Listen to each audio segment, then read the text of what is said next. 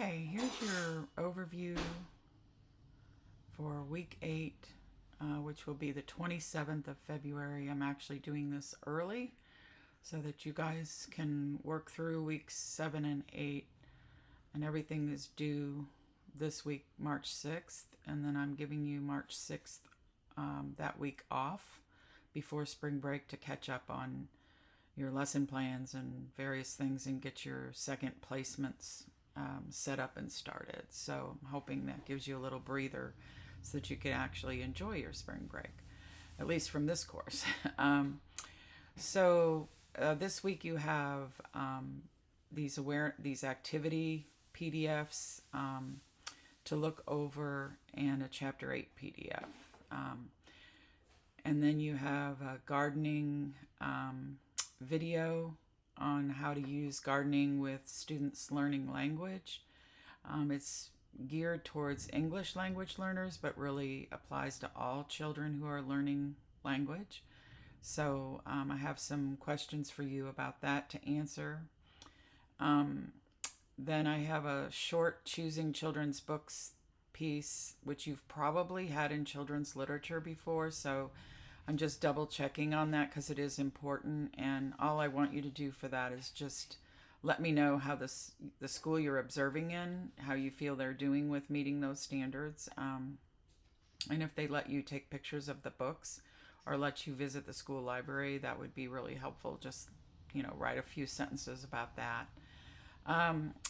This is a little short video. It's 4 minutes for the closeout form instead of doing anything like you would normally do for it. I'm trying to change these up a little to make them a little more fun and interesting. So this video is 4 minutes. It's pretty funny. Linda Berry's a cartoonist. She's really, really funny. Anyway, if you don't know her cartoons, you could Google them. They're if you like comics and cartoons, she's pretty funny. But she also teaches a lot of courses in Wisconsin at the University of Wisconsin. And she's talking here about play and descriptions of children's play, which can be used as formative assessments. So I wanted you to just think about sharing with us something you observed children doing, playing, that you might have documented, maybe either at your work or in your observation site, that tells us something about the children involved in their images inside, their internal images in play. So when you watch this video, you'll know what I mean. She talks about imaginary friends and just different images that kids conjure up as they play spontaneously. And what does that tell us about them? Not to overanalyze it, but it is interesting to document. And then I have phonemes and phonics here. I basically want you to understand for sure that phonemes are not phonetics when we're looking at reading. And I want to make sure you see the list of the 44 phonemes. And then tell me whether you've seen anything, like are they playing rhyming games where you work? What kinds of activities are they doing that you can tell they're emphasizing these sounds? And then you have these activity pages. They have lots of good resources. I would keep them if I were you.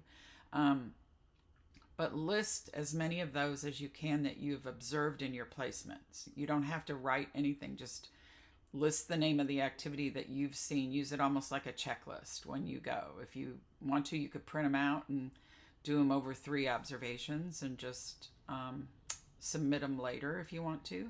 But keep a record of what you're seeing, because these are great activity page checklists, kind of.